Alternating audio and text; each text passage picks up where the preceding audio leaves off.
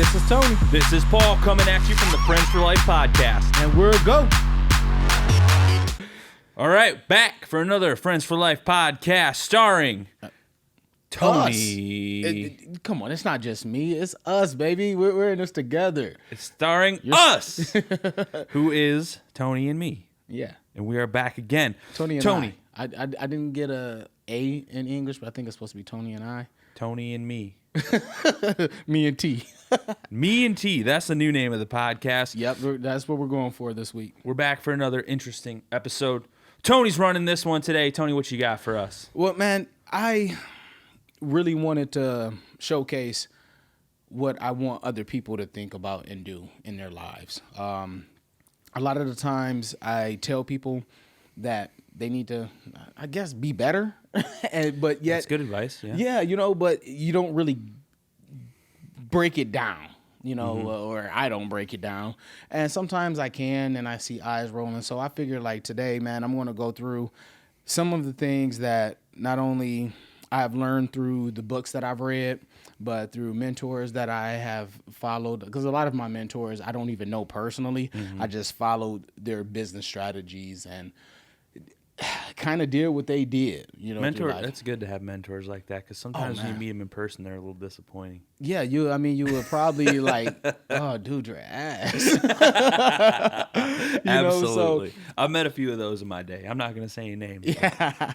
Expectations have been lowered. Yeah, look, I've seen so many times people just come out and be like, yeah, I'm awesome, and you're not, so I can't even really help you. It's like, damn, I need that help. I mean, I knew that already, but geez. Yeah, right. You have to remind me.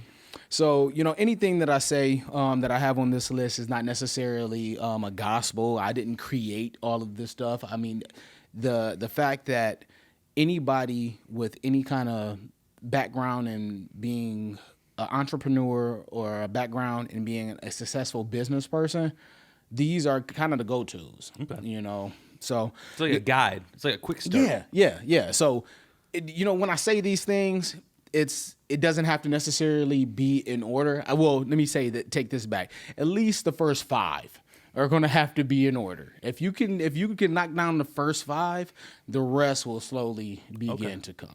I'm here to learn today. Oh man, this is about to be a learning experience for everybody. All right, let's hit it off. Number 1 on the list. Number 1, establish a goal. You gotta have a goal. I don't understand how people expect to get anywhere in life without any kind of roadmap. Yeah. I mean, GPS. Before there was GPS, we had maps. MapQuest. We had MapQuest. Oh man, MapQuest was the bomb. I remember that. I used to use a whole lot of paper. But you gotta have some type of goal. And just saying, oh man, I want to be rich. Oh, I want to make this. Oh, I want to make that. That's not really a goal. Like, what is the end game? And I think a lot of people even confuse having a goal that there's this linear, just final thing. There's not always going to be a final thing. I believe every person should have multiple goals to strive for. Yeah, absolutely. Yeah. So tell me, what's your goal? My goal? Mm-hmm. Well, which one? The one that you want to finish before the end of this year. This year, I would like to personally make close to what I make at my job doing video commentary, podcast, all that stuff. Right. So the audio visual field now to happen before the end of this year, I have a heck of a lot of work to do. But no joke. It's the money that I made starting was 0. The money that I'm making now is close to half of my monthly income. Nice. Which I never thought was possible. And I'm still in the infancy stages of what I want. I just within the last 3-4 years figured out, like, I really want to do this. So yeah, I would say that's my goal, is to eventually work to the point, if I can make as much as I make in a year at my job, doing what I'm doing now, that would be that is the goal, so that I can be more autonomous with my time. Dude, and that's a perfect, oh man, I want to just say so many bad words right now. But that's a perfect thing to have. And just from that, I already know that you have a secondary, third dairy, and you know, Fourth so on. dairy. Yeah, fourth dairy. I don't even know if that's a thing. If you're lactose intolerant, sorry for all the dairies. But you know, that just shows you that you have something that you're striving for, even if you don't hit it. Friends for Life, and my goal for this year was to not only start our day hab, but start our transportation service, buy vehicles for it. We bought the vehicles. We've been painting up a storm, getting all of the things ready. Yeah, and this is just the podcast area. Yeah, let's do for people that can watch this. Let's do a flashback to the first. Yeah. It was looking bad. I wasn't gonna say it, but Yeah, I mean, it's a big difference. And, you know, on the podcast was part of that goal, too. We're getting there. We're adding education onto people. We're adding new services. And that's just basically going back to say, if you don't even think about the goal, how do you ever plan on reaching any of your expectations financially? and I'm also really big on goals because man. I mean my whole day. Even I mean people think when people hear the word goal, and I can't generalize for everyone, but I'm going to, because I mean just from what I see, people see a goal like you said earlier. I want to be rich. Mm-hmm. Okay. Definitely doable. I know plenty of people who are rich. Right. Okay.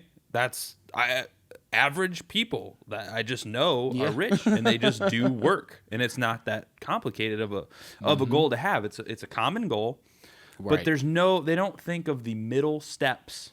That get you there.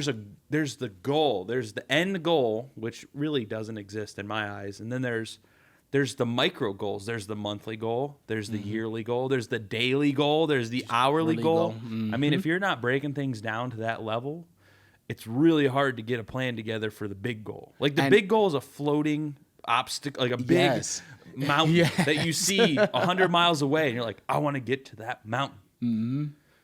But first, I need to get to that rock, or I need to get to that tree. I've heard the analogy said, like, you sitting and you're staring at this big mountain, and one person climbs the mountain to get to the top, while another person walks around the whole thing to look for an elevator or a flight of stairs or an easier way to get up versus just going. Yeah, and going and doing. And it's so funny that you even said it, because you bring up topic number 2, you know, which is break down and do the math of what you need done. Yeah. You know, every huge goal, like you said, has little components that need to be put a part of it.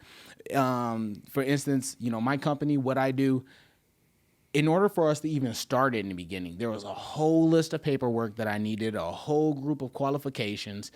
And when you first look at it, it's kind of overwhelming. You're like, wow, I need all this, like 17, 18 things I need to provide documentation for. Well, you just do one at a time. And that's what I did. I created a checklist. Every day I was dedicated to marking something off on that checklist. And before I know it, I was on the last thing of that checklist. Even if something took a couple of days, you know, for verification or to get back, at least I went through the process. Mm-hmm. You know, and that's all. People see their end goal and they get scared because it's so big. Mm-hmm. But it's like, if you go to a restaurant and you order the biggest steak on the menu, you don't shove the whole steak in your mouth. You cut it into pieces with a knife. Right. You take the right tools and you use them to cut the steak up, and you eat it one piece at a time, because nobody can shove a whole 2-pound steak down their throat. And if they can, I want to see that on YouTube, because that's crazy.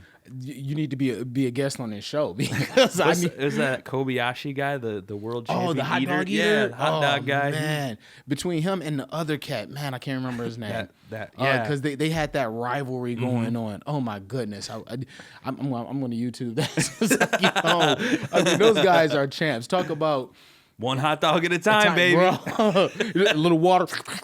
Oh man, that feels gross. But yeah, man. So number 2, again, like I said, you know, break down and do the math of what you need. If you need $1,000 to start a business, work overtime at your job to get that extra little bit of money put aside so you can start it. Yeah. You know, I can't stand the phrase that it takes money to make money, but it takes effort. It takes a lot of effort. Yeah, it really does. Because, I mean, so as an example, all this equipment, cameras, everything that I use to film everything, the stuff's expensive, man. Yeah, And I had it to work costs. a lot of hours at a normal job to be able to afford the cameras, just at the level that I'm at now, Right. just to be able to start. That's the first step. You need the equipment. Then once you get the equipment, you learn how to use it. Yep. You got to understand it at a molecular level. You got to get it. And then once you understand that and you can use the equipment, I can use this recorder that we're using for the podcast. I know how all this equipment operates. I don't have to think about it. That's when you can start making I money. swear, I almost think that you would looked at my notes because that goes into number 3. I'm just living it, man. Like, I mean, and that's the thing. When you live it, like, these things naturally come across. natural progression. Yes, Absolutely. it is. So number 3 is educate and build your skills. There's no, whether it's a course or whether it's Hard Knocks, there's nothing more important than learning how to do stuff. Man, Whatever it is. it never will take over. Like, a lot of people who know me know how I am about college, and I'm not saying that don't go to college. I'm not saying don't do extra schooling, but know if you really need that for the life that you want to live. Oh, yeah. I didn't need college for what I do. I didn't either. Yeah, right. I went because I felt obligated to. Yes, And I did as take, most people. I did take some what would you call it? Liberal arts degree style course, anthropology, culture anthropology, and I only took it so I could get a degree. I mean, I was interested in the topic. I really, and I think I learned how to interview better because of it. Because it's a study, it's a humanity, it's a study of. Basically, the field revolves around interviewing people because you're interviewing for data. So Right. I mean, I'm not saying I'm upset that I don't want to say wasted, but I spent all that okay. money on You college. kinda did. 35 grand is a lot of money to spend Oh, man. for stuff that I could have bought books on and learned myself. Right. I'm not going to be a professor. If you're going to be a doctor, I want you to go to college. Look, If you're going to be a chemist, I want you to go to college. But if you're going to be Yes. a dude that's working and with cameras and doing this and that, you can go on udemy.com and get all the courses for like $12. I typically tell people if there's 3 to 4 things in my life that I need you to go to school for.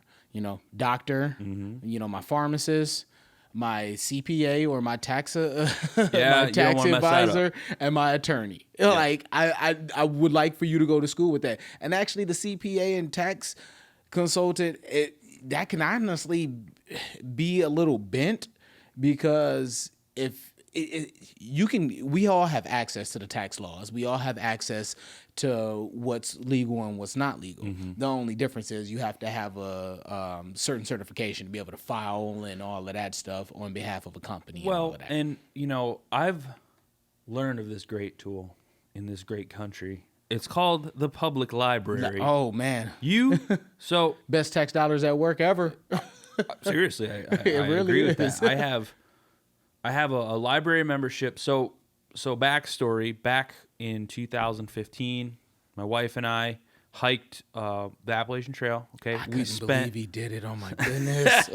we spent all of our money. It cost me $10,000. It was a $10,000 investment. Okay, gosh, a lot of money. Yeah.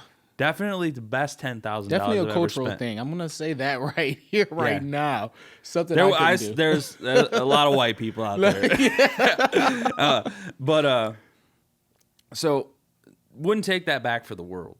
But when I came home, I was broke as hell.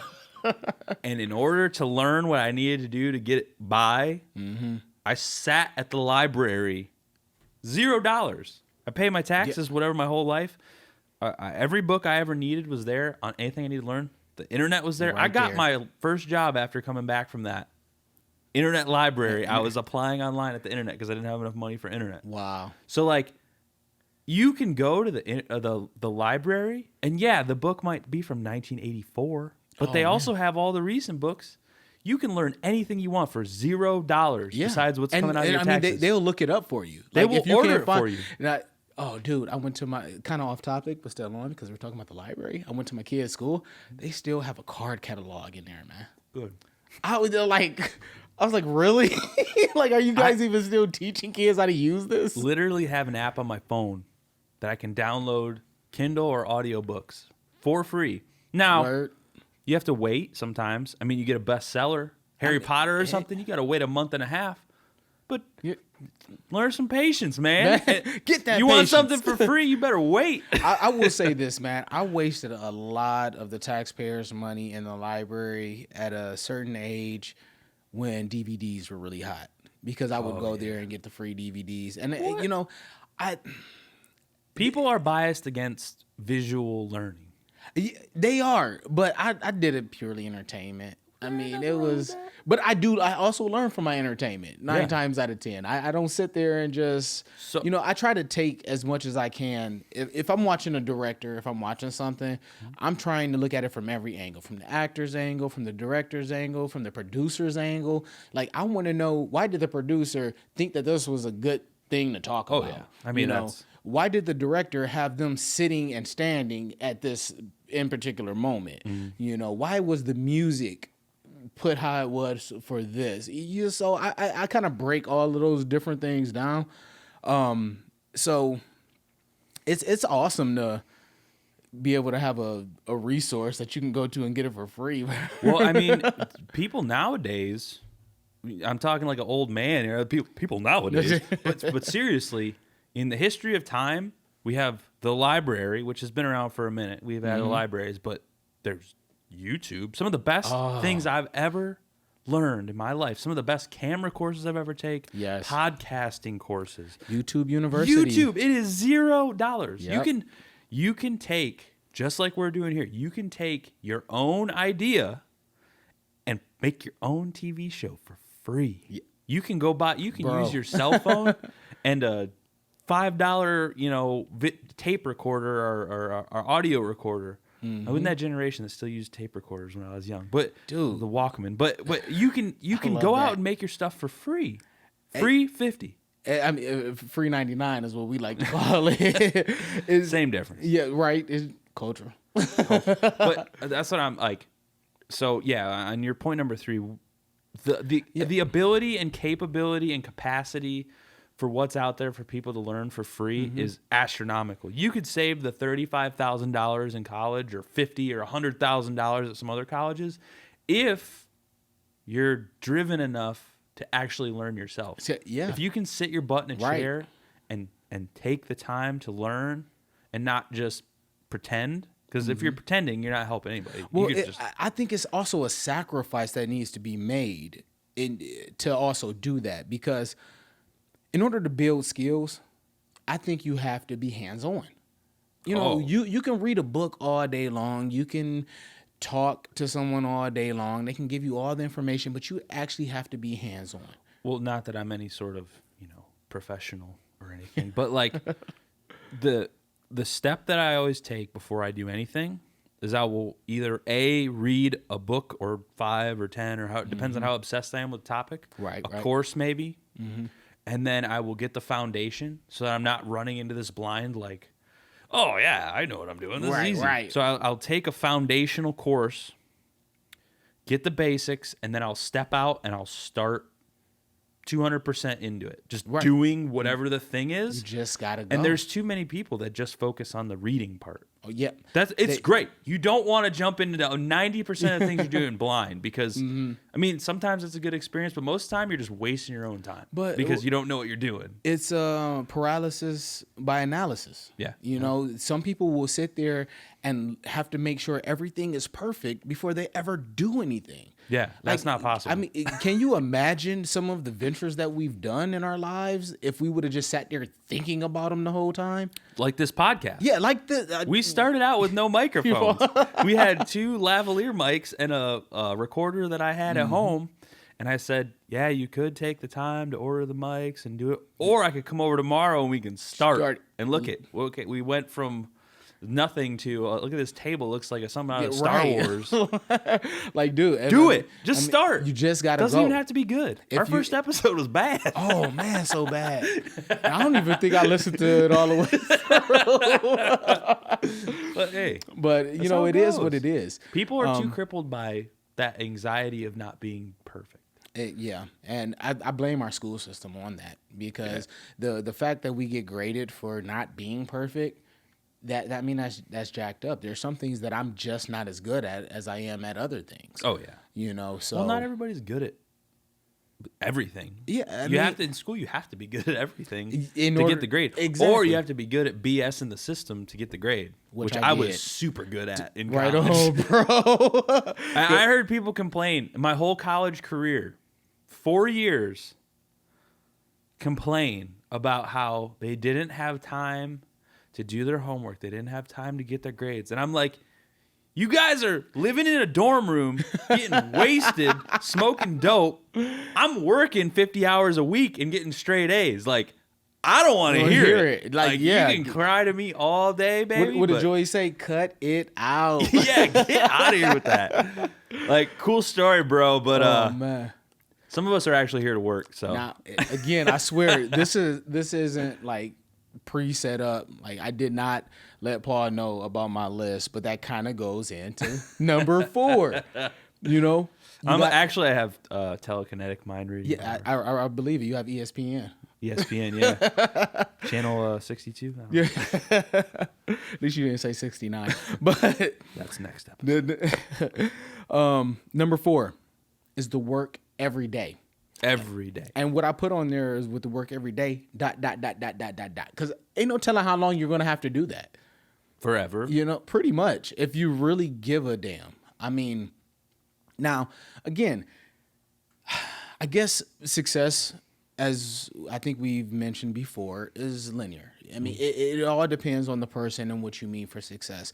Going back to even the people who are rich and who say they want to be rich, which aspects are you saying that you want to be rich? Do you want to be rich in life, as in you want to just feel so happy-go-lucky when you wake up, hug and kiss your wife, and, you know, go out for a jog and then come back and just, you know, tickle each other or something? I don't know.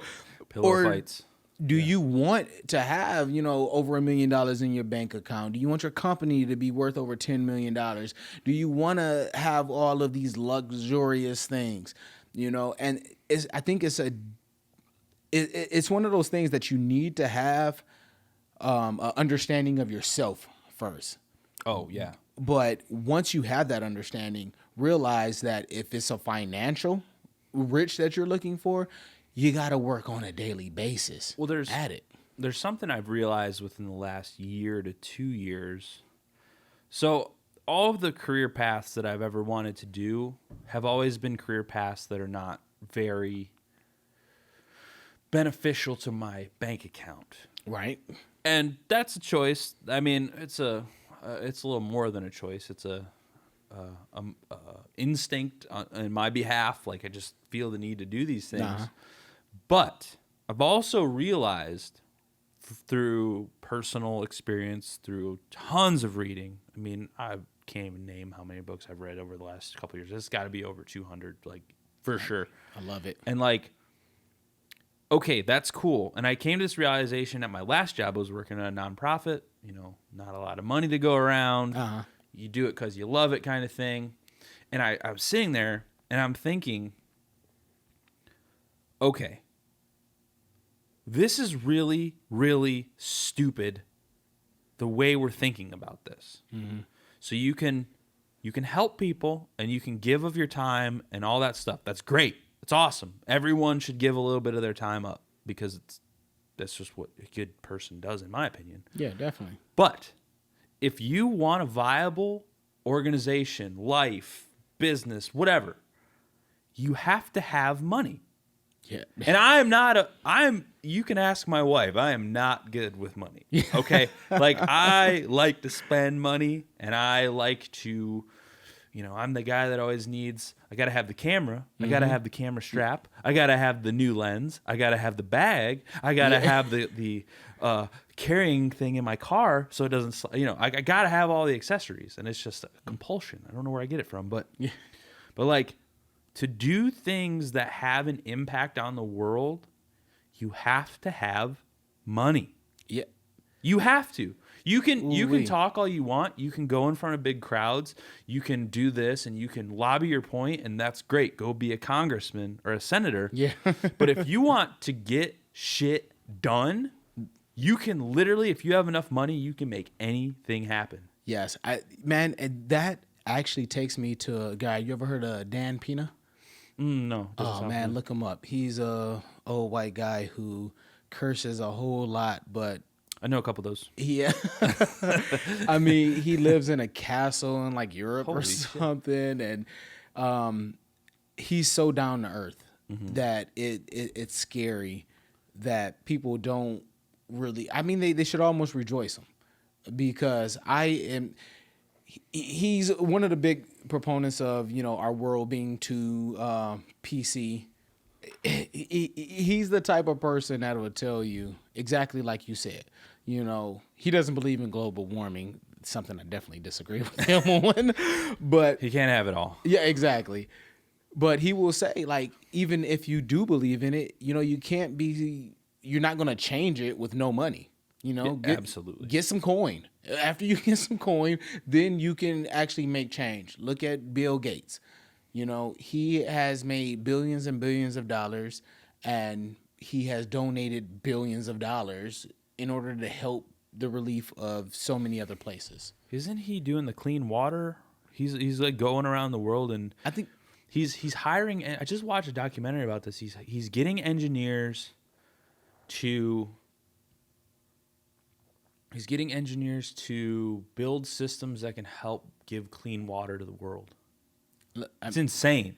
So he's tackling it from the. So a lot of people are thinking like a solution is you go around the world and you give people water, you bring them water. But his solution is figure out a way to give them some sort of machinery that can make clean water for them yes. that's permanent instead of dumping all this money into fuel to fly around the world and all this stuff. So it also takes I would say a genius in some aspects. No, I mean, we're talking about Bill Gates. He's obviously he's on a pretty different smart. level. Have you watched this documentary? Yeah, that's what I was talking about. On then because on Netflix, Netflix, isn't it? yeah. I started watching part of it, fell asleep. Sounds like something you I was, oddly enough, for any of our viewers and anybody who knows me, I typically go to sleep much earlier because I get don't up you so wake up early. at 4:30? Yeah, between 4 and 4:30. So if I'm watching something after 10, it's really odd. Like my Celtics played yesterday against the Clippers. Now, anybody who knows right now, the Celtics and the Clippers are like really hot with Kawhi Leonard and PG-13 over for the Clippers, and I mean my Celtics is self-explanatory. We Boston stuff right now. You get it? Boston? Yeah, got it. But I couldn't even stay awake for that. It'd be 10:15. I think I was out. Dude, I'm on that same boat. 5 a.m. So one thing Excuse me. that I'm very bad at is getting enough sleep. So I've been making an effort to get more sleep because I was listening. So a lot of the people that I am inspired by are on the no sleep wagon. Yeah. They just say work all the damn time. And I lived that life for a very long time. 4 hours of sleep, 5 hours of sleep. Right. And I've been changing my perspective on that a lot, man, because I've realized that I don't get as much done. I am so tired that I don't get enough done because I'm tired. Because you're tired, yeah. And I don't care if this sounds egotistical. I'm a very motivated person in my own right because I don't it's cool. give up on things. Like I just do what I have to do to get bust your things ass, man. done. And I can definitely vouch for that. And I've worked myself into this mindset that it's like, I don't care if you're tired, get it done. Mm-hmm. And that is kind of self-destructive because the product turns out like crap. My goodness. The work turns out worse. And I could spend an hour on something that I'm tired on that I could finish in 25 minutes when I'm not exhausted. And look, again, people, because I want to touch on that really quick. But number 5, Get shit done. I have it right on here. That's number 5. You got to get things done. But to go back to that, sleep is very important. And I think at one point in my life, I underestimated how much sleep I really needed. I tried to be superhuman, stay up till midnight, and then wake up at 4, go for a run, then do some heavy weight lifting, then go back in the office, and it breaks you down real quick. Within a couple of weeks, you're barely getting by, and your work and your efforts start suffering because of it. Well, and you get unhealthy. I gained a ton of weight trying to do that. And it's just, there's not enough time in the day to do everything always. Mm-hmm. You have to pick and choose the important things. Yeah. And, one of the things that I learned from some mentors that I do, I take odd days off. Like, honestly, weekends, I still work. I might not be in the office, but I'm strategizing. I'm looking at emails throughout the week that I probably didn't have the time to answer or have the intelligence per se at that moment to answer it, because sometimes you got to strategically answer an email of something that's really complicated. So and that's hard because everyone wants an answer. Yeah, yesterday. Not only do they want it yesterday, they want it to be a perfect answer. Like, dude, I and my team can only do so much. Mm-hmm. Even though I want to tell people, do not tell that to anybody that you either provide services for, that you sell anything for. They don't want to hear it. No. This is actually a sub. I'm going to put this in a sub, like 4.5. No one cares your personal feelings. Yeah. No. When it comes to business, they don't care if you're overworked. They don't care. Like, just take it for example. If you call, let's say your phone services through Sprint, Verizon, AT&T, T-Mobile, whatever. Mm-hmm. You call them and say you've been having problems with your phone. You want to fix right away. Do you really care if the woman on the other line, well, we've been trying to fix that, but we just can't. Look, I'm only one person and this and that. No one cares. Yep. Like, what they are calling for and what you need to provide them is a solution. The solution that will immediately calm them down, for one, and in the long term, keep them as a customer for the company so you can continue to get paid. Yeah. Absolutely. I think that is a very big loss in a lot of our customer service skills through some of the people that we serve. It's hard. It's always hard to, with a customer, you have to be kind of careful. Yeah. But it's always tough because the customer's not always right. Oh, man. Everyone's looking out for their best interest. Mm-hmm. And it's hard because you don't want to lose a customer, but you also don't want people to just run all over you all the time, because if you let them, they will. Yeah. Everyone wants things cheaper and faster. Amen. Good luck. Good luck, man. Then talk to the other guy. That is like, that's the easiest way to really, really put it. Mm-hmm. Everybody wants it cheaper and faster, and they expect you to do it. Yeah, you're used to that now. You can get it cheaper and faster now, but it ain't good. Yeah, you're going to pay for it in some way. You buy a $100 pair of headphones, you buy a $20 pair of headphones. There's a difference. Look, and that's even funny that you say that, because just on a sidebar, some of my supervisors have some desks and stuff in the beginning, and it was still in the true infancy of the company that they wanted to save a little money. I'm actually a proponent of spend a little more now. You don't have to pay as much later. Mm-hmm. Like, you get what you pay for term is honestly true. Yeah. I've never really spent a lot of money on something and it just break down. But if it did break down, I spent enough money on it that they're going to replace it or fix it for free. Versus what I've paid for some of these items, these desks that they're having problems with now. They're probably going to be like, yeah, that's what you get when you paid $20 for a desk. So yeah. Good luck, man. Have fun with it. Here, we got some tape that you can get. It's on sale in aisle 3. Yeah, I totally agree with you on that. But, okay, like I said, number 5, get stuff done. You have to. Yeah, you got to be busy. Now, again, kind of going back, don't sacrifice too much sleep over it. I'm a firm believer. I only need 6 to 7 hours. Same. That's my average. Yeah, 6 to 7 hours do me well, and I have a ring here that actually helps me keep track of that. Yeah, fat bit. Oh yeah, I tried to do it with my watch, but it's very uncomfortable to sleep with my watch. Yeah, because I'm one of these type of sleepers. Oh man, you know? I've seen it. Yeah, yeah, at the lake. At the lake. Yeah, not at your house when you're sleeping. Yeah, I mean, only that one time. Do I smell different when I sleep? No. But you if you're not getting stuff done, and because people are confusing themselves with thinking that they're really busy. Mm-hmm. I mean, and I have this problem sometimes with some of the people that we work with, that just because you spend a lot of time doing something doesn't necessarily mean that you're busy. I see it every single day. Isn't it a headache, man? Being busy means absolutely nothing. Being busy doesn't mean a thing. Mm-mm. Being busy doing important stuff, getting things done, like when you're busy to the point where you're in the zone and someone walks up to you and you don't notice that they're there, and then they try and talk to you and you say, "I'm busy, come back." That's busy. Yeah.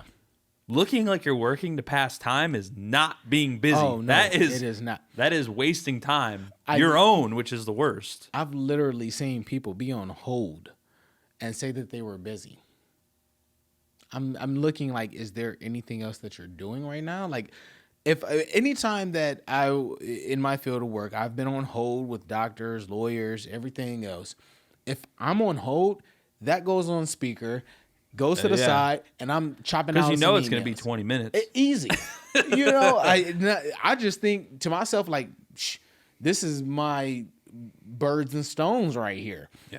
I'm about to knock this situation out, and I'm going to finish these emails. I'm going to tackle all of these extra tasks that I can. Yeah. I'm going to make notes, and then I'm going to still finish this one thing that I was on. I look at stuff like that as a benefit, but I've literally seen people be on hold and then talk to the person in the next cubicle about whatever genre of whatever they wanted to talk about at that time. Yeah. And it's like, that is not being productive. And then when I come and say, hey, I need a breakdown of this. Yeah. Hi, sis. Yeah. Acting like you had such a hard day when it's not really there. And I mean, I've seen it for years. And I really think it's just an aspect of people, again, not even going back to the first one. They don't even know what their real goal is. What is that goal that you're even now that you have to get something done? I don't think most people realize how much you can actually get done in a day. Oh man, I have anxiety about not getting enough done.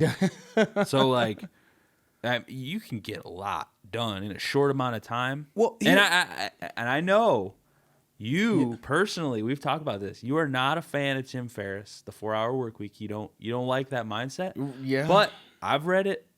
And I some of his points are very great in the fact that he said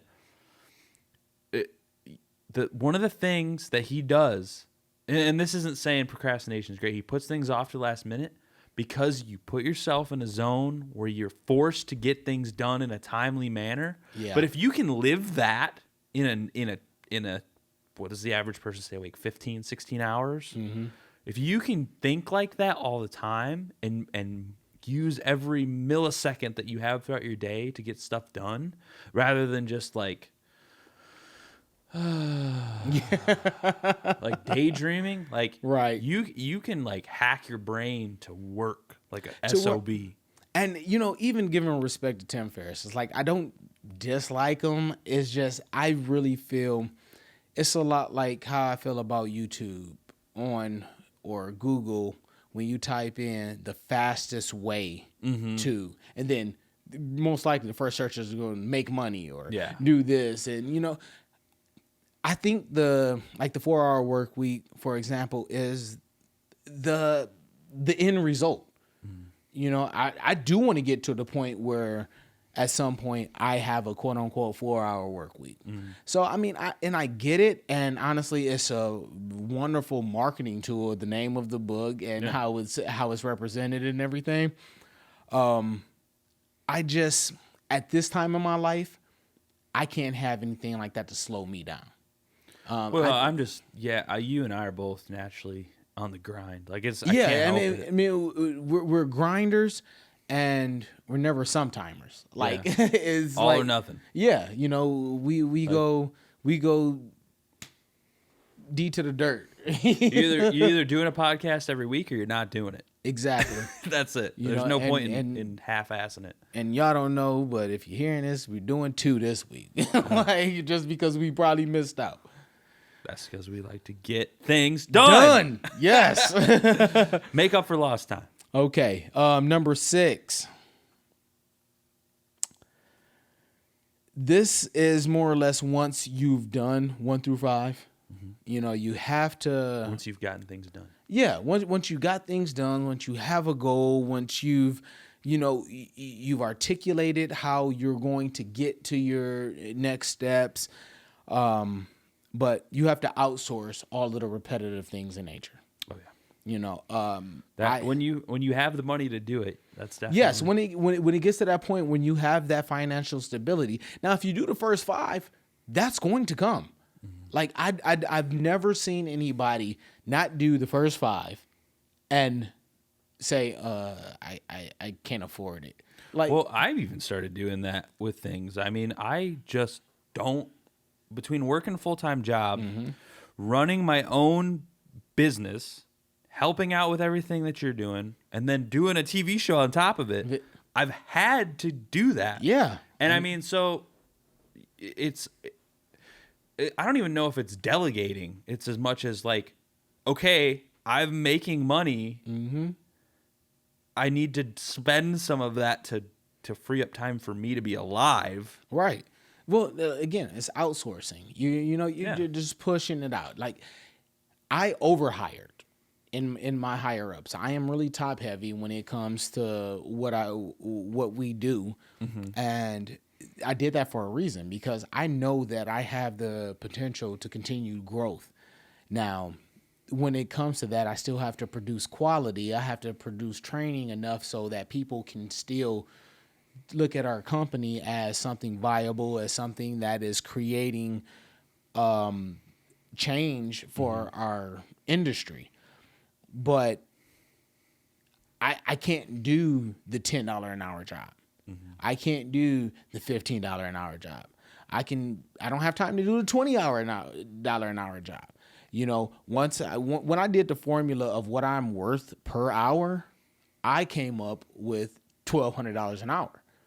You know, now I will cut some people a break if you need me to speak to your people. If you need some one-on-one management, give us a call. It's only 1,000. You know, maybe 2,000.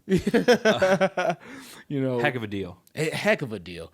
But you know, that's one of those. Once you get to that point, now a lot of people who are either listening to this or, you know, thinking about going that route might not even be there yet.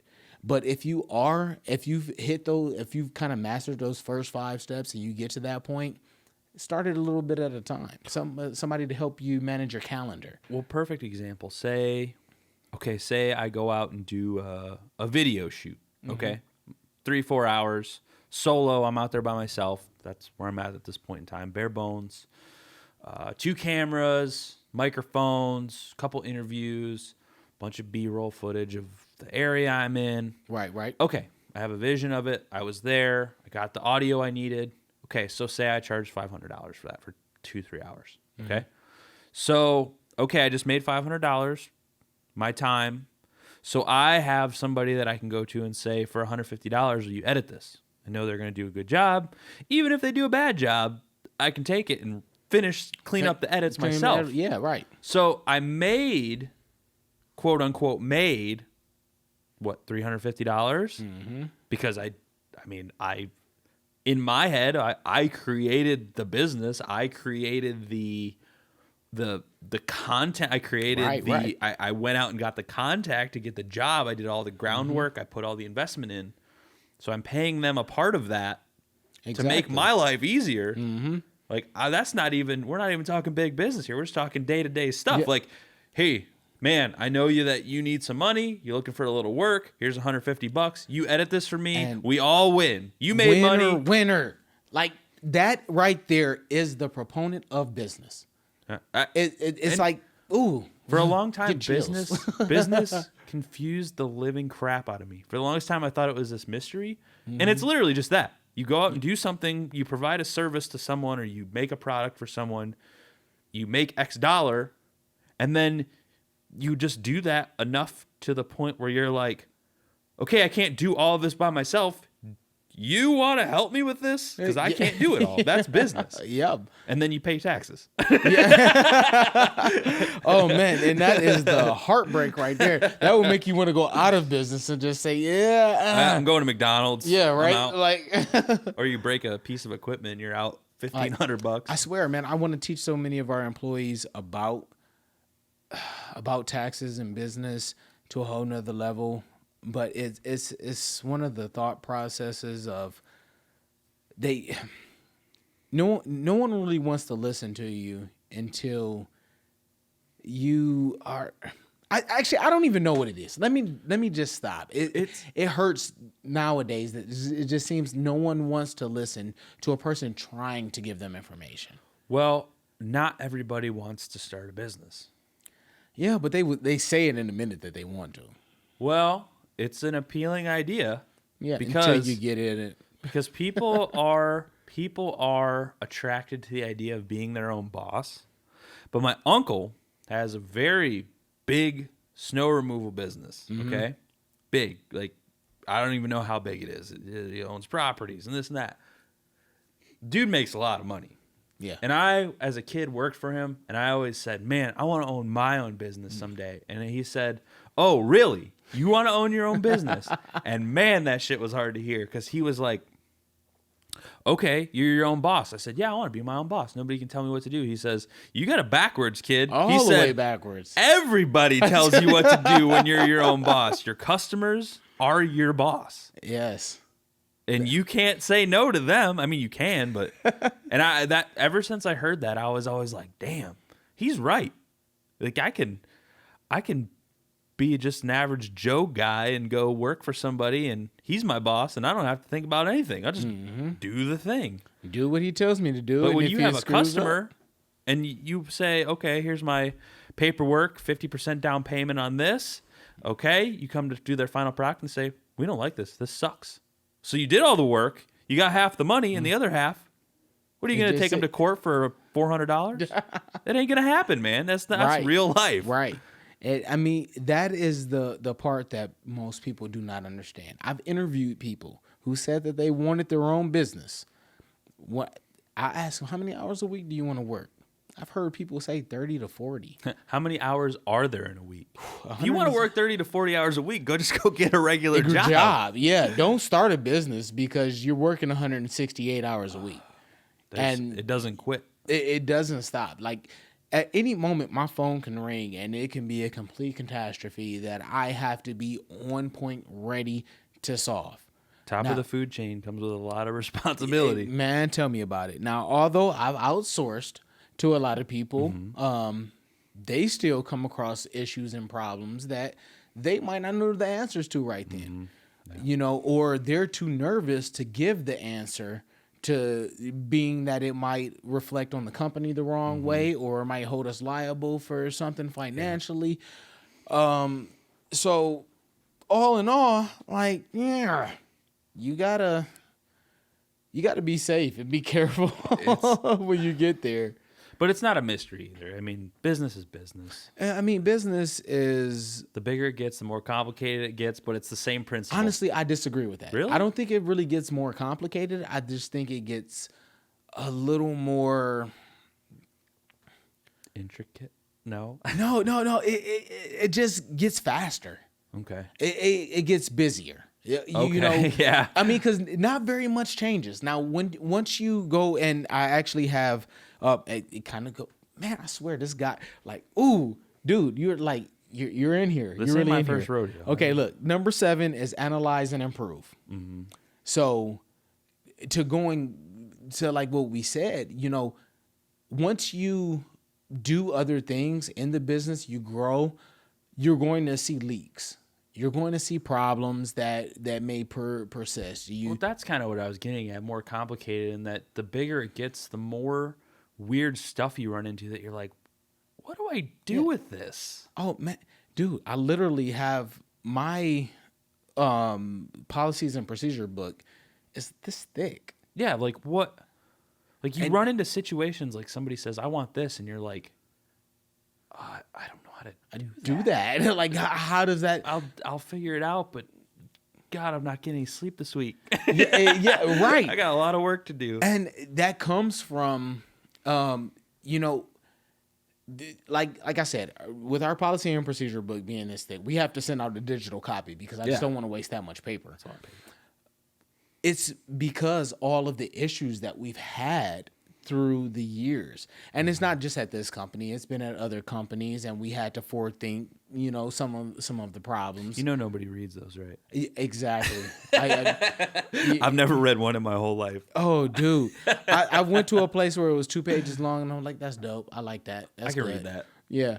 Then, like moving on throughout this field, they sit this Bible on top of you, and you're like, oh gosh, but it's because people run into situations and they try to blame the company for every little part of it, that the company has to take action to not run into that again. Mm-hmm. You know, and it's more just like backup. Yeah.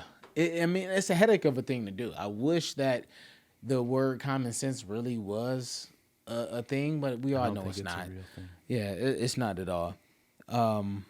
But you have to analyze, you know, what are you doing that's productive? What are you doing that's not productive? Take away from the not productive, add to the more productive. Yeah. I mean, that's the simple premise in anything that you do that involves business or making money or even improving your life. And a lot of people have this thought where if you own your own business, you have your own career path, everything you do, you just absolutely love it 100%. And I mean, I personally love Gary Vee, all those dudes that are on that wagon. Yeah. But shout out to Gary, man. There is no way on earth that you love doing everything that involves your business. Oh man. There's some stuff that I do that I hate doing. Dude. That I wish I could pay people. I'm not there yet to be able to pay people to do it, but when I get to that point, I will be the first thing to go. There's just little nuanced stuff that's just a pain in the butt. I love doing what I do. I love doing this. I love getting into the thought process and doing the creative stuff and getting into the like direction of what I'm doing and like thinking and like all the crazy nitty gritty stuff. I really love it, but there's just some things just like I don't like writing. I do not enjoy writing. You just made me sweat a little bit. Like I'm not a writer. Even for the show, I have to write the script and the voiceover and all this stuff. Dude, 100% of the process, besides that, I love. 99.9%, but it's time to sit down and write that voiceover for the 10 minutes of the show. It takes me 5 hours. And I'm just like, if I could pay somebody to do this right now, it would be the best thing of my life. Well, you spend enough time with me. What do you think the best part of me is? What do you think I love the most about everything that I do? I guess what do you mean? Like what part of everything you do? Anything that you've seen me do in life. It can be private, in our personal time together and company time together, any of that. What is it that it just looks? I mean, I have a way that I'm going to say it afterwards, but I just want to see how you're going to say it. You're always on it. Like you're always in it and on it and to win it, and you always have a smile on your face. Like it's not a show.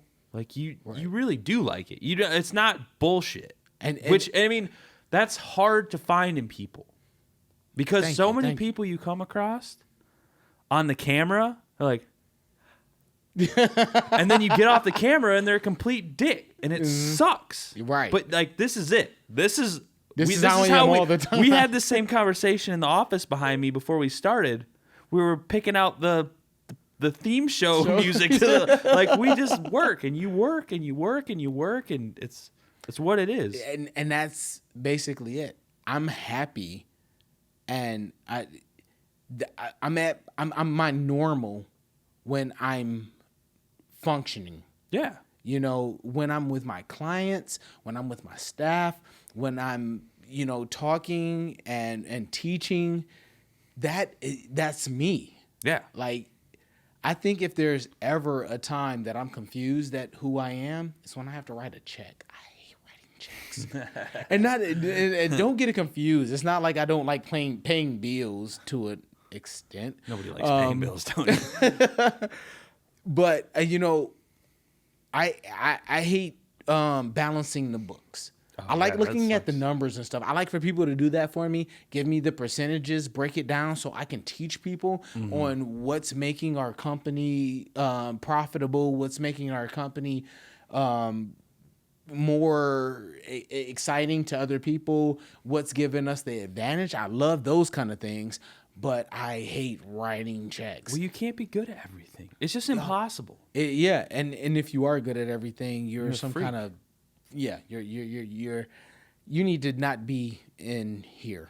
I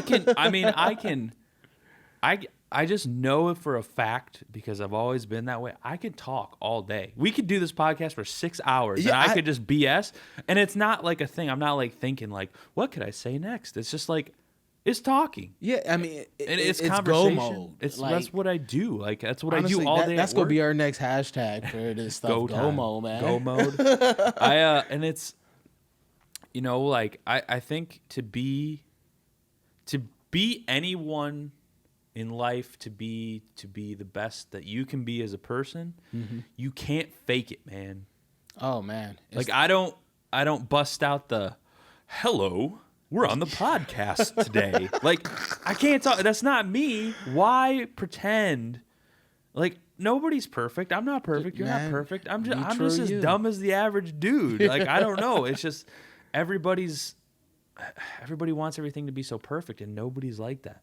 Everyone is flabby and weird, and like, unless you're Arnold Schwarzenegger, a bodybuilder, we're all just dudes, man. Like, I work out every day. You work out every day, but I'm not like Arnold Schwarzenegger.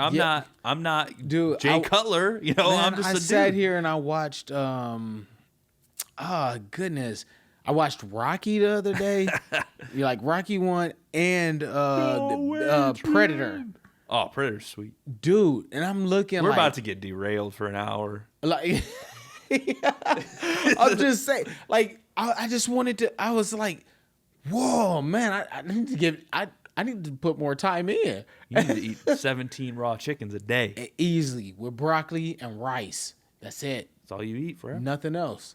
But nobody's like that. That's like the 1% of the 1% of the 1% of athletes. Even all those people will tell you that it's really not obtainable. They do it for that time. Steroids. Yeah, and that too. Like, shoot me up. But like, everybody has this image that you have to be perfect.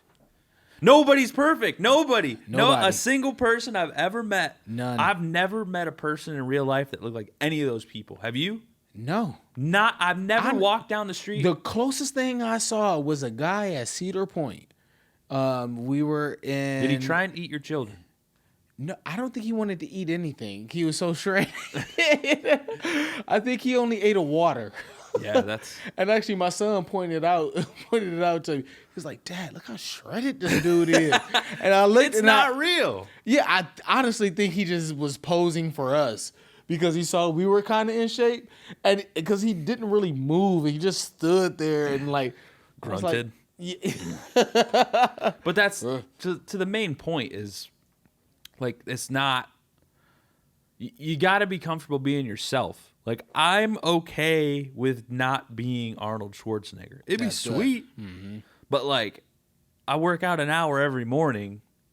It is what it is, man. I mean, like, I'm not. I really think people have a problem with understanding what life is really about at times.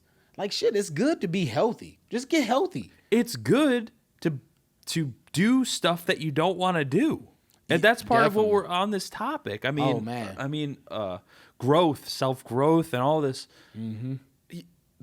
Some of the best things you can do for yourself to grow and be a better person is doing stuff you don't like to do. Yeah. I hate running. And once you analyze and improve, you might have to run I hate running to improve. But I've been doing it every single day because I hate it. My man. And Because the fact that I hate it, I actually do it more. shout out to Goggins on that Yeah, one. seriously, because that book changed my life. Right, because I mean that's one of those things. I read that get you. book, and I was on the last chapter. I listen to audiobooks a lot because I love audio. But I woke up. I finished it in my kitchen at like 11:30 at night one night. I'm just standing there, and I'm like, I'm waking up at 5 a.m. tomorrow, and I did it, and I've been doing it every day since. Look, Matt, And I was very tired for about there's 2 a weeks. part of me that I want to like call him and just Hug like him, reach out, but he would punch me right in the face. He wouldn't. He would make you like jump in some ice cold ass water. Though it's like it's not going to be simple. But like I almost want to do like a 48 or 72 hour challenge with him and just see Let's go. how You versus me. dude. Like I gotta still recover because I was sick. That's not what David Goggins would say. No, he would. He punched you right in the Look, face. right here, right now. Listen, you're going to get up and you're going to get out there in the ice cold water and you're going to stop being a little Yeah, that's like exactly it. that's exactly That was a how great I would do impression. it. I Thank can't you. do it. I probably shouldn't have. We should probably bleep Yeah, most we'll of bleep that. that out. We'll bleep But, that out. Don't worry. Man, like, but he is just knowing his story and stuff. It takes me to a whole nother level of like, just you can't. I can't wimp behind what I do. I've always been a proponent of doing things that make you uncomfortable because I think it makes you stronger Mm-hmm. and tougher mentally, which is very right. important. I mean, there's people out there that are, I mean, it's even in the field that you're in, residential care. There's people out there that can't move. Yeah, But I mean, if you mental toughness is where I think that's the game. oh, it is. And the sad part is that everybody who's listening to this or watching parts of this list isn't just for the quote unquote normal people. You know, our clients can take this and roll with it.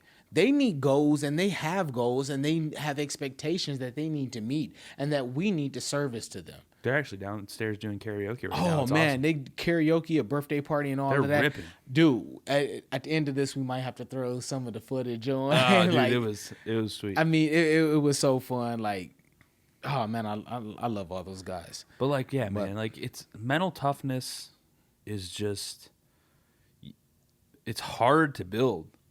That's, I would say going to the gym every morning and lifting weights is 100,000 times easier than like brain building. Because no joke, reading kind of sucks. It's very time consuming and it's hard to focus for me personally. So I mean, there was a time where I hated it, and then I forced myself to read every single day, and now I can't stop. I love it. I think that comes from because I was the same way. And actually, growing up, I was not a very good reader. English and language was not one of my strong suits in school. I was a big science and math guy, which kind of is understandable till today. But I forced myself. I can't remember. One of the first books I read in my adulthood after I decided like, hey, I needed to be more. It was called Rhinoceros Success. My cousin gave it to me. He's a very successful he's a very successful salesman, basically. Mm-hmm. He's done plenty of things, but he is great at what he does. But that book kind of like rearranged. Now, before that, Seven Habits of Highly Effective People. Oh, I've read that. Yeah, it was my number one go-to. That helped me climb my corporate ladder. Yeah. That helped me get to where I needed to get. It's a little cheesy, but it gets the job done. Yeah, right. It's dated. You know, and you got to realize, I mean, at the time I was 20, 22. That's when I started reading. Yeah, actually. that was, you know, it kind of changed me, but I didn't continue to go into too many more. Like, I would start some books, but it was like, yeah, I'd rather talk to people. Well, I did 2 years ago. So I started reading in my probably about 21, 22. I started really getting into it. And then it was last year. It would be 2018. My goal for the year was to read 100 books. Nice. It was hard, man. I I was bet. down to the wire. I finished my last book like a couple hours before the deadline. What was the average page count? It varied. I literally went to the library app and downloaded random books and just started reading them. started Because it was going. kind of like an expansion thing. It was like a learn as much as you can in a year. Gotcha. And there were some that are 100 pages. There were some that were 1,500 pages. And I just crammed them in. Every waking letting moment go. was reading. And See- it was awesome. Now that I'm in that habit, I mean- I probably read 40 or 50 books this year just without even like no goal, just crunching going. them. And I mean, it's awesome. My goal is always at least 12. You know, That's attainable. Yeah. The average anybody could read 12 books a year. yeah. Well, the average person only reads about 1.5 a year. Just The okay, average CEO does about 50 to 60. think about this. One chapter a night. What is that? 40 minutes, a half hour, maybe that. 20, 15. Depending on how well you read, it's good. And one of my biggest things, and this kind of goes to, have you ever heard of Dan Locke? Canadian Asian. Canadian. Yeah, I like that. He might even like that too. Wears really nice suits. Beautiful. But I really like his story. Look him up sometime. Is he that Rich Dad Poor Dad guy? No, that's Robert Kiyosaki. Oh, okay. Because I know he's Asian too. Yes, he was from Hawaii though. I love him. I have Okay, I'm very wrong. I have I have all his books though. Like oops. we can go back in my office. I'll show you his last one. Hey, shout outs to Robert. Fake. I love Fake. It's about the school system and everything else and how they're screwing us over. But Dan Locke is self-made multimillionaire, motivational speaker.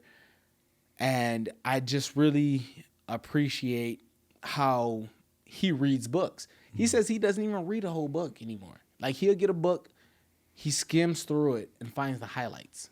Yeah. And that's pretty much what most books give you. I'm starting to feel that way. Yeah, and I mean it really gets to that point. And because I was on that same thing. At one point I was like, man, I want to get a book a night. A book a week. But then you saw the one book that I had, you know, super thick. It's like two Bibles duct taped Yeah, together. right. I started coming across those huge books. But the thing about those kind of large books, and that was the Human Nature, Robert Greene. Yeah, we talked about that in the first episode. We did. There's so many nuggets in it. You can't like just rush through it. And that's and I've noticed I started doing that with online courses. Like once you take so many courses and read so many books, you start coming across stuff. You're like, I've heard this 100 times. It's like next. It used to be all about the certification. Oh, if I finish it, I get the certification. Right. Like, I got so many freaking certifications at this point. I literally don't care. I'm certified. I'm certified in everything. Just ask. Look it up on my LinkedIn or whatever. Even crazy. But yeah, it's without growing yourself and trying to get better, there's no point in doing anything. Right. So now that we wrap all that part up, number 8, Hit me. something that most of us have done for the longest. Been alive. Yeah, but we've been poor all that time. Oh, You hell got yeah. you got to live like you're impoverished. Is that right? What is that? Impoverished. Impoverished. There you go. impoverished. Something like that. Like again, I haven't been any kind of English major, but Most of us aren't. Live like you're poor, Save that money. and that's basically it. Because once you go through 1 through 5 and you create something so thick, so ready and accomplishable that you can actually grow your business, and you're actually seeing some, your account is in a black versus the red. You need that safety net. Not only do you need the safety net, you need to prepare for later. Mm-hmm. That's the biggest part of it. So one of the first things that people want to do is they want to stunt. You want to show your drip. Like, man, I got some money now. All those people who hated on me, I'm about to buy a Escalade. And I say that because I own one. Got him. But that. I wasn't gonna say anything. Yeah, I was like, yeah. Like, where's he going with this? Hey, I bought it, got it, like it, love it. wife drives it. Yeah, that's pretty much what it's for. I It's a drive a beautiful Nissan Altima. I had to buy a car because mine broke down. Look, hey, it happens to the best of us, dude. Our neighborhood got egged the other day. Damn teenagers, man. It was cute. Were they at though. least good eggs?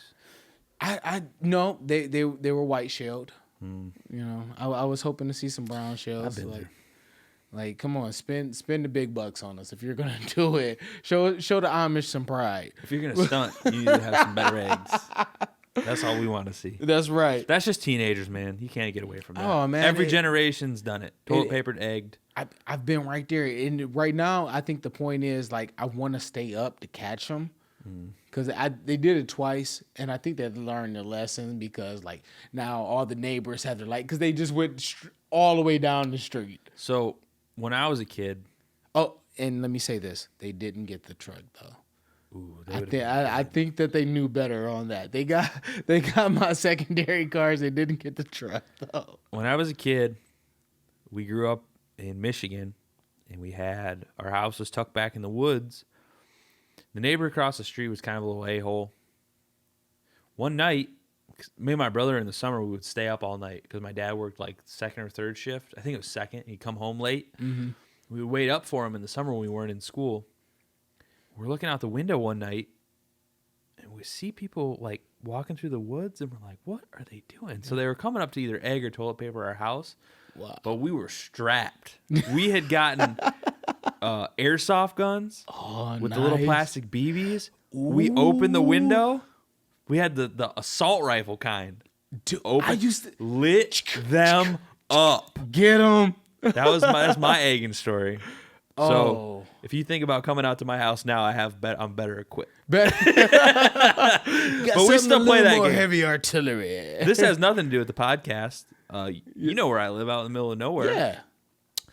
Yeah. One night, my wife comes home, middle of the night. This has absolutely nothing to do with what we're talking about, but it's a cool story. She comes home in the middle of the night. She went out with a friend. They went and had some drinks, came home. Mm-hmm. I'm asleep. I'm like, I worked all week. I'm going to bed. You guys go do your thing. Chill mode.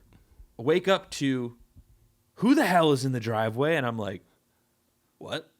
Our car? So I get up, and this is during hunting season. So I get up,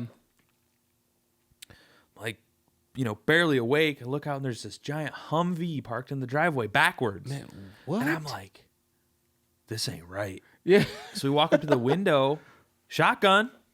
Yeah. Dude is passed out in the car, and we this is Ohio. That was that time where they started hearing about like the heroin epidemic and overdoses. Dude, I thought this dude died in my driveway. Like out of all places. And like, I'm dude. like, like knocking out the window. Dude doesn't move. We call the cops, obviously. No, he was just drunk, wasted. Nothing happened. But that. Sorry for the derailment. No, there, but no. I was like, dude, that's a. And my wife was all scared. She's like, "Put the shotgun away. The cops are here." I was like, "He's on my property. Like, what this am is I supposed to America, do? man. I'm allowed to have a shotgun. It's hunting season." Oh. Anyway, back to our tips. Oh man, but no, that's beautiful. Save your money. Point being, don't get drunk in people's driveways. Save your money instead. Right. Exactly. So Don't buy a Hummer. yeah. and fall asleep in somebody's driveway. So you want to live like you're poor. Yeah. Then number 8, you want to save to invest. Invest. See, I'm Yeah. not there yet. Yep. And actually, and I'm going to throw this all out there, 9 and 10. Save to invest, and number 10 is actually to invest. Now, What's your tips on investment? I've actually just recently started thinking about this because I now, can. That's really that's really funny that you even say that, because that now runs into tip 11, is to reinvest in your company. Okay. Now, okay, so I'm going to Bring take us it full back. circle. We need I'm 9, full 10. circle. 9, save to invest. You're going to get money as you are successful. Once you get that money as you're successful, you're going to have to put it away. Mm-hmm. Now, again, like I said, there's going to be so many temptations. You're going to buy this, you want to buy that, you're going to do this, you're going to want to do You're gonna that. buy a podcast studio. Exactly. All of those things Yep. you're going to want to do. I feel that. Yeah, I feel that. Don't do them, because we have already done them. No, but you need to really focus on what's going to help your company grow, your brand grow, and what's going to make you grow as a person. So that's kind of going to go all the way back to number 3. You know, as you're doing this thing, you might be saving for more education for yourself. Like, if there are things that you need to do in schooling and certain certifications and stuff, you might need to take that money and put it back into that. You know, if there's other investments that you want to look at that will be more talked about number 10, like cash flow type investments, as in real estate, if you want to go into IRAs, if you want to go into the stock market and stuff like that, you know, you will have the funds to do it. My rule of thumb is, for the typical middle class family or the middle class person who's trying to either start a business, or you're running a business, or creating something to get wealth, save at least $25,000. That's doable. I think it's definitely doable. It's more doable than not if you're delusional. Well, I mean, I could do that right now if I actually strap down. Yeah, and Like, that's yeah. I've done it before. It's just like you said, At 22.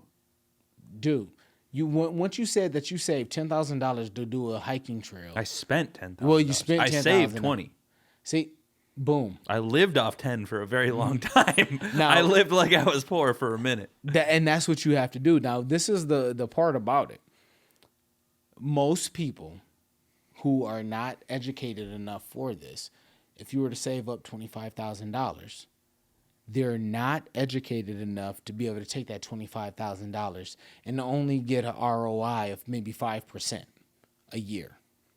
Now, right off top, that doesn't sound like a good return on it. Again, ROI is return on investment. But that's way more than you're going to get from a bank right now.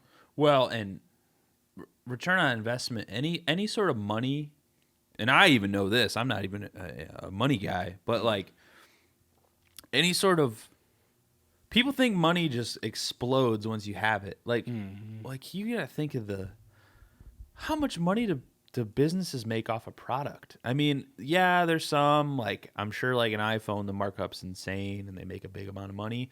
But I mean, they paid people to make it. They paid for the produced material. Like most things that you buy that cost money, the return on it is still, it's not always huge like people assume. Yeah, it's really not. Because there's so much overhead. You got a CEO to pay. You got a 10,000 employees, or what in your case, like 60 plus employees. Right. So you can make all the money you want, but it still is coming down in a. Yeah, it's a trickle down effect. And honestly, at this point in time of the game, with so many people in competition with each other, we're all trying to not only put out the best product, we're trying to give the best advantages. So if somebody comes to Friends for Life, not only are we going to try to make sure that our medical package is better, we're going to try to make sure that we have establishments for car. I'm sorry. Ways to get back and forth to work, shuttle services. We're going to try to make sure that our staffing are comfortable with the supervisors. All those kind of different things. But all that costs. Oh yeah, everything costs money. Everything costs. Not more than the cost of living in Toledo and in Ohio in general is honestly very well. It's very good. But again, it goes all the way back to the person who thinks that they want more than what they want, that they want to have more than what they really want. So, I mean, that's where it all goes into play, that if you do want those things, bust your ass the first 5 things that I said, and then The create rest sort of come into play. create that money, gain that money, save that money, invest that money into what you have to do. Now, once you save for investing, when you actually invest, you have to be knowledgeable about what you're investing. So you're going to have to go all the way back to yourself to number 3, and educate Start yourself. learning, And gain the skill set on what you're going to invest in. If you're going to invest in real estate, you got to know more than just buying a single family property and thinking that that's going to last you through retirement. I'm sorry. That's I a know joke. that's not even true, and I don't know anything about real estate. Exactly. People always think things are way easier than they are. Oh man, I'm sure that look at you. Oh, well, 3 years he made a business. It probably wasn't even that hard.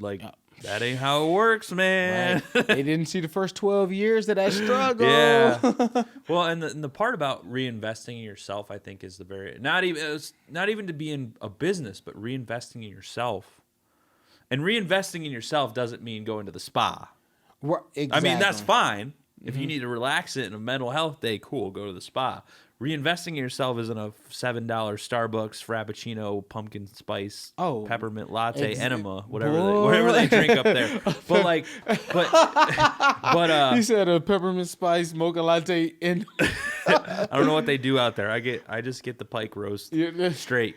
Hey, I asked for a blondie something, whatever. But reinvesting in yourself is okay. The Audible subscription, right? The course subscription, the learning opportunities, dude. Just talking. If you're not even working for yourself at the moment, talking to your superior, talking to the highest person that you can, going to a conference, exactly, meeting people in the industry that you want to be in that actually know what they're doing.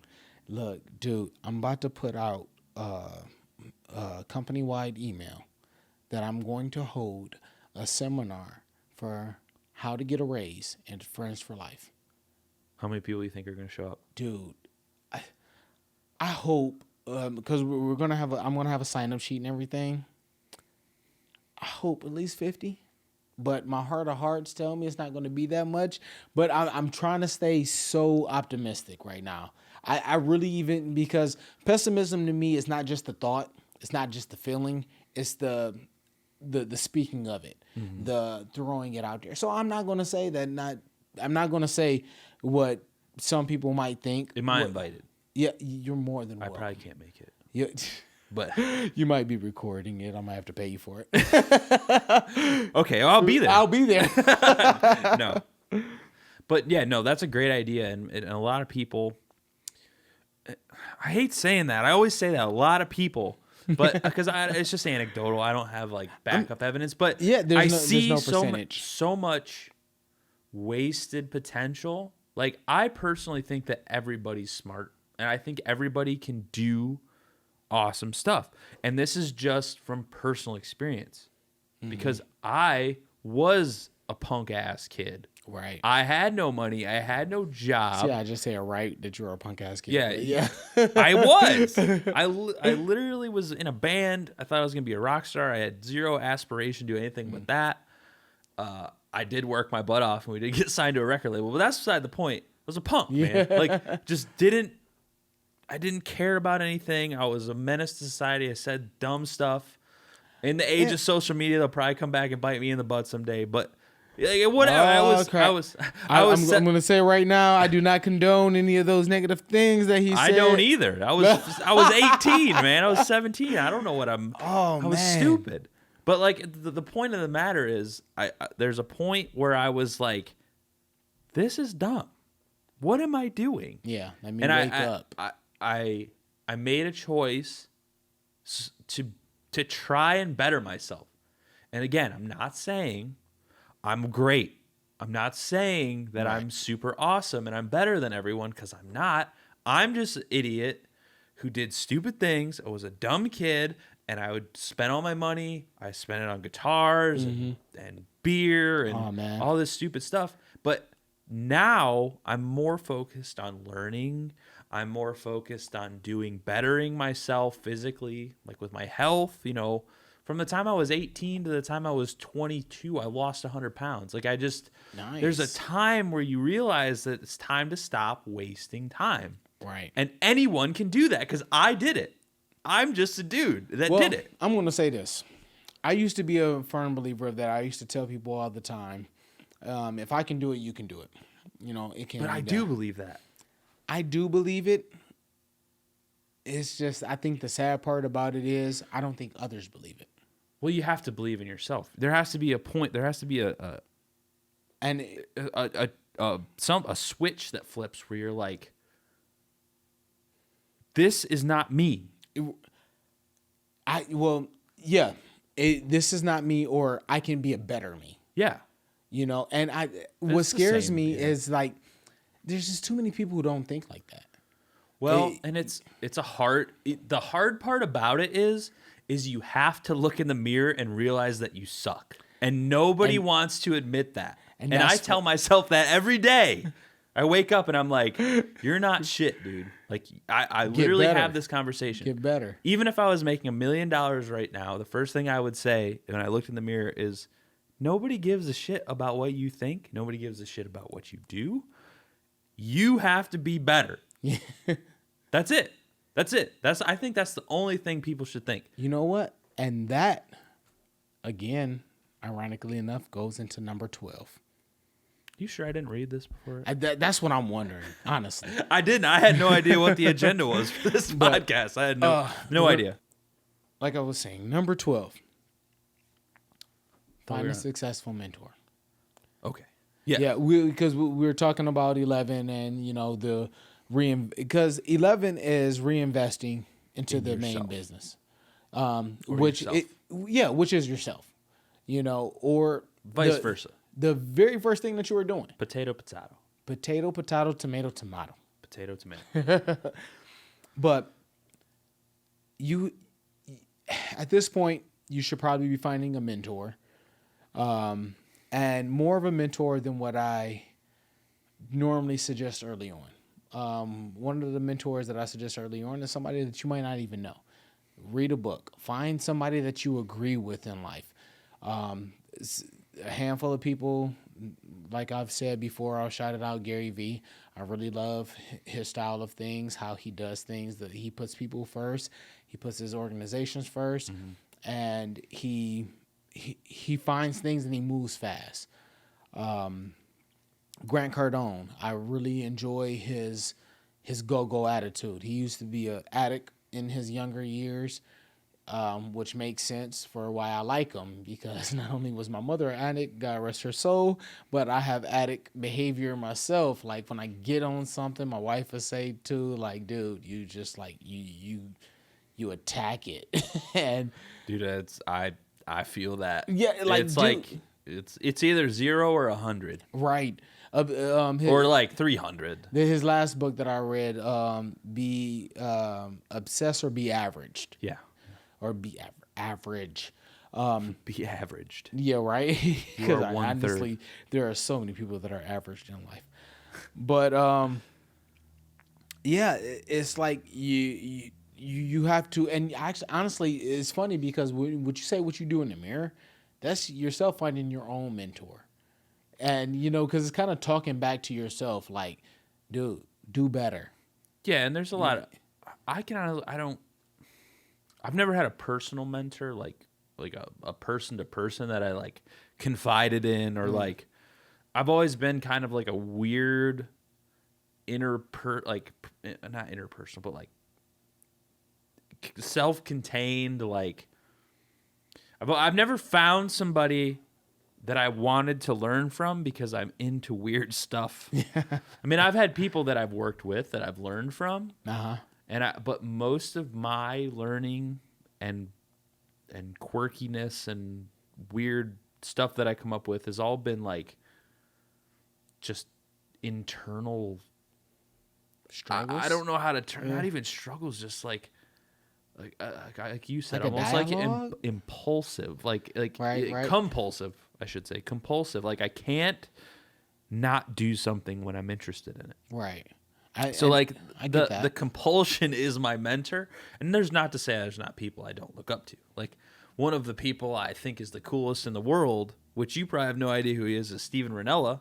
He's he has a hunting show. He's an author. He's just like he has a super successful podcast. I think the name sounds familiar. He's been on Joe Rogan. You probably okay. If he's he's just a good old shouts to Michigan Joe, boy. man. He's Heck a good Joe Rogan podcast is sweet. Everybody who is into podcasting, if you Like- pretend like you don't like the Joe Rogan podcast, Right, you're a like- poser. Hey Joe, I'm just gonna tell you, man. Right now, I'm sorry that we can't meet when you wanted us to meet, but we will open up our schedule at some point. Oh yeah. Someday we'll let you on, but Yeah. only if you karate kick the big window out of this room. That'd be sweet. Right. Really hard. But anyway, I really look up to him. I look up to a lot of people just because they're in the field of what I'm interested in, media. I wouldn't even call myself an entrepreneur. I like to work. And I like media, and I like this podcasting. I love all that stuff, and he does all that, and he likes hunting, and he likes the outdoors, and that's what I'm nice. super into. So I would say that's the closest thing I have to like a digital mentor. I don't know, but I've never had like a person mentor that I've confided in. Like I really can't say that I literally either. Like at one point, my father, was that that's for me. different. Yeah, It's- and exactly, it's completely different. he's raised or he, And he instilled a lot of my interpersonal skills, and like it was the first one to introduce the book Seven Habits of Highly Effective People to me. And he always had a library full of books and things like that. He was, my dad went from the prison system to a pastor to this middle class family man, while I was technically being risen by my mother, who was a drug addict, inner city Toledo. I was around gangs, all of this other stuff, and it was like it was a big culture shift to go from that to the I can next imagine part. so. It was like my life was really headed down a different direction. He did help lead a lot of the positive things in life, but once you reach the adulthood in your life, your parents they can still guide you, but it's not so much they can really do when you want to take your own steps. See, the way I think about it is it's essentially taking responsibility for yourself. Right. But you're like taking yourself under your own wing. You're like, I think a lot of what people lack a lot of the time, and here I go again generalizing, but people don't like to hold themselves accountable. Oh man. And that I think holding yourself accountable is the biggest thing you can do. Mm-hmm. Like dude, it's the most important thing. It's one of those things that people don't understand. Again, when you want to own your own business and stuff, you have to be held accountable for everybody else's screw ups. Yeah. But if you can't hold yourself accountable first, then you can blame everybody else all you want, but I apologize for so many things that I didn't do on a daily basis. At least 10 times today, I've said sorry to other people on behalf of the company and the people who represent the company. Some of the things were very minuscule. some of the things were big enough that it could have caused us a contract, you know. But it's you have to take accountability, and Well, and then I think. But I'm sorry to stop you, but what I think a lot of people get confused about mentorship is that, like, that mentor is supposed to be the person to not let you make mistakes. Mm-hmm. I'm the type of mentor. I have another company in which I'm teaching and showing somebody and helping pushing them along, but I don't want that person to think that they're not going to make mistakes. Oh, that's part of growth. Exactly. And I mean, I can't even call myself a mentor because I don't really coach anybody, but like I have had a few instances that were kind of short term. And that's like my beating a dead horse thing is that whole Appalachian Trail adventure I went on. Yeah. It's a big undertaking. It's 2,000 miles. It's a big thing, and a lot of people are scared of it. But it goes back to, you know, what we talked about earlier. Goals, breaking down into mini goals, all that, blah, blah, blah. Right. But, like, I've had people, once you do that, you automatically become an expert, an authority on the matter, even though I wouldn't call myself an expert. I just did it. So you become, to other people, an authority on the subject by nature. You don't have a choice. Yeah. If you completed it, you are therefore an expert and, by nature, a mentor. Right. So I have people come to me still, almost 5 years later, asking for advice, which I did to people when I was going to do it. I went to people I know who did it, right, that I found. I just started calling people and emailing people who've done it and looked for advice. So I can't not give that advice. And it's hard because it's coming full circle. All this stuff we talked about, I gave someone this exact advice today. They finished the trail. They're in the same situation. They have no money. They have no job. They're just, you know, down in the dumps. It's hard to get back on your feet. It's like quitting a job and being homeless for a year, essentially, or 6 months. Yeah. And I said, I spent too much time pandering in the past 4 years to these people. Like, it's okay. Everything's all right. And I've come to the point where I spent enough time wasting my time and money drinking and feeling sorry for myself. Oh, I can't get a job. No. Suck it up and deal with it. Don't do what I did. You know, be a badass and just do it. Get it done. Get the damn job. Walk to McDonald's, get the job. When I finished, I was working for $9 an hour at the parks. I didn't have any money. You know, it sucked. I was like, and then in the last 4 years, I've worked myself into a point where I'm not really concerned about money right now. Like, I'm not like, oh man, I'm not going to make my rent. You know, it's like, I feel comfortable. And it's not even about the money at this point for you. It's like you're financially okay, but now you want to make getting your money worth what you do. Well, they asked me today, they said, would you do another through hike? And I said, absolutely, I would do it again. But right now, that's not my goal. Right. If I want to do another through hike, I want to go out there with the bank account to back it up. You know, and probably some film equipment. Definitely some film equipment, which I have a little bit. And you could bring me with it. So for two perspectives, because I hate that kind of stuff. You would kill me and eat me. Probably. And you'd probably be like one of like 50 black through hikers. I already know, man. That is such a cultural thing. It's like my wife asked me, you know, and she was like, "Well, would you want to?" And I was like, "Who the hell do you think you're talking to? Like, why would I want to do that? I'll buy an RV and I'll follow you. Like, it ain't for everyone, man. It sure the hell isn't. It ain't. Like, you know, when we go to the lake and stuff, every morning, every Saturday, Sunday morning, I like to run the lake. And even then, I feel like I should probably be strapped. It is a very white neighborhood. You know, nothing says lake house like 70-year-old white man. I have people come out because, during my run, I do different little workout routines. I had this one guy come out and said, well, Muhammad Ali, he used to run backwards. And I'm like, this bastard thinks I'm a damn boxer just because I'm trying to stay in shape. I messed with him. I was like, yeah, I went to school with him. And I just kept running. Dude, I can't. Oh, man. But, it's just one of those things. It's like, I'm a city boy. Yeah. I grew up in the city, but I love it. Like I love astrology. We like sitting at the lake and drinking. Oh, dude, it's an awesome You time. mean astronomy? Yeah, whatever. Astrology is like horoscopes and stuff.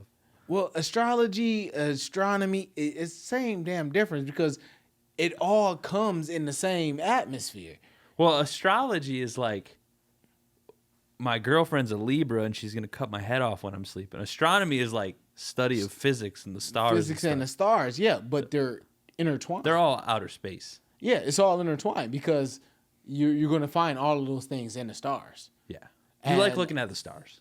That's what you're getting at. Yeah, basically, man. Beyonce, Bruno Mars, your favorite stars. Bruno is the best. I'm a big Eminem fan, man. Really? Like, dude, I'm a stand to the 100 percentile. Yeah, it's Hey, like I'm not a hip hop guy. yeah. Much. Hold on. Look at me. I'm trying. I'm wearing a hat. But we all we all I'm wearing a baseball hat, man. during a podcast. During a podcast, I'm wearing a baseball hat and a polo shirt. But you get along just like me with all type genres. Oh yeah. I just like music. Like, dude, we were down there rocking to some Johnny Cash at one point, weren't we? Always. Like it. It is what it is. Like Music's music, man. music is the heart of all souls. I believe it. Dude. Country music is rooted in blues, rock. It's all the same. Jazz. Yeah, it is. Dude, my wife hates that I love some smooth jazz. And Stephanie, man. dude, like she needs to get with the times. And Coltrane, after he got sober from heroin, would fight you. I like pissing her off. I like listening to smooth jazz of the new time hits, like Bad and Bougie. I throw some drop it like it's hot smooth jazz. Yeah, I can feel that. All right, Tony. What is our last and final and completed list tip? And my daughter could tell me this in Spanish, number 13, but I'm just going to say numero, then English, 13. Was it doscientos? No. I took 4 years of Spanish in college. I couldn't tell you what 13 is. See? Again, school. School. It's like Trientes. It's something I don't know. Uno, dos, tres, cuatro, cinco, seis. Siete, ocho, nueve, diez, once, doce, trece. Woo! Woo, man, you see? Look, Multicultural in here. We're trying. Don't put us in Mexico, though. But number 13, build your network. We were talking about this before the podcast. I literally told you that's the most important thing you can do. Yes. Listen, ladies and gentlemen, I showed this man a picture of some people that I just met yesterday while going to pay a bill for a very reputable place that is like kind of taking over Toledo, or two places, Paramount and ProMedica. But I just saw a couple of people in there and gave them shouts out like, hey, what are you guys doing later? Because they had such a cool conversation. Said they were going out for drinks. I went with them, had a glass of wine, got to learn about these people. Awesome people. I was talking to some of their staff. They were talking about the last time they went out, they all got tattoos. Stuff. They were showing me their tattoos, and I'm like, whoa, you guys know how to party. I don't want to see your butt, lady, but thank you. But when it all boils down to it, you silly man. When it all boils down to it, there is no person that you should not be networking with. I personally think is one of the most important things you can do. Like, not even for business. I could call right now out of my phone list. I could probably call 50 people. Mm-hmm. Like, you want to be on a podcast? You want to get together and discuss X? And I don't even know all of them that well. Right, but right. I know we share similar interests. And that's all it takes. And I think where our culture has really taken a back seat is we love to be on our phones, and we fail to realize that these phones and these social media apps have algorithms. They're going to put you with the people that you're most likely to spend your time with and incorporate, like nature and stuff. Sometimes you got to break out of that. Oh, yeah. I would, I don't care how controversial it is. I would love to sit with a Trump supporter outside of a Trump rally. And this is not saying that I dislike Trump. This is not saying that I like Trump. But I have different views and beliefs of the things that he does in life. Well, that's super important. A lot of people will only want to be in the conversation with people who share similar ideas, but all that does is perpetuate similar ideas. Yes. And I have a very strange, eclectic background in everything. Like, I am half redneck, gun-toting, hunter guy, but I also am like, we should also like care about people. So I'm not like on a political spectrum that most would associate with my lifestyle. Right. But like, I think that's a stupid thing to worry about. Yeah. Like, why does everyone have to align so specifically with one train of thought? Like, you can think whatever you want. Dude, You don't have to think what everybody else is thinking. I mean, that is so on scale of what we should be thinking as a people. Like, I can't agree with a damn monkey, donkey, or anything else that isn't even it's shifty towards changing your mind. We're human. I Yes. might wake up this morning saying, you know what? I can't stand butter pecan ice cream. How Every time dare I've you. actually it's my favorite, but every time I've had it, it was terrible. Podcast is over. But when I go somewhere else and I try it, it's good. No, I don't. I still don't like it. I've never liked it before, even though it was good this time. I'm not gonna like it now. I don't think that it matters that everybody doesn't agree. That's just life. And I also don't care. Right. I don't, it doesn't affect me in any way that you don't agree with me. Like, I'm not going to, change my opinion, or I'm not going to, try and dissuade you from thinking what you're thinking unless you're like, I don't know, like really, really an idiot. But no, just for real. Like, why does I think people put too much value on being quote unquote right over Yeah. actually just being like, okay, that's fine. Like, Yeah. I'm sure there's plenty of things you and I don't agree on, but why would that matter? Yeah, it's Like, like I don't I don't like it. I don't like yeah, it. Like, what does it matter? unless don't- it's something I don't crazy, like- like, hey, I don't like your kids at all. Like, Well, that's kind of messed up. But like, yeah, like then it's a big deal. But if you say like, hey, I don't like that you're wearing a certain type of shoe, that's weird. I think Nissans are stupid. No, like, You why, know, like, like- who cares? It's a car, Oh, dude. I'm gonna cry. Yeah, like, why does everybody can think how they want. Like, that's totally fine. Like, I don't agree with people who complain about the weather. Like, well, it happens because it's just what it is. Like, it's nature. you can complain about it all you want. I just can't stand people complaining about a bad day. Yeah. Like, hey, bad days happen. Get over it. Why are you treating me like an ass? Well, yeah, Like, like, I didn't make this bad day I for actually you. heard a quote the other day that directly relates to having a bad day, and it was the most awesome thing I've ever heard. Actually, I think about it all the time now. It said something to the effect of, okay, so you have $1 million, and you go to a place and you give $10 away, Okay. and you realize that you got ripped off. So you're not going to give $1 million away because you got ripped off for $10. And that's the same way they think about Right. your mental attitude. Some guy says something to you for 2 seconds that pisses you off and it ruins your whole day. Like, You're not going to give him your whole day Right. because he stole 2 seconds. Seconds.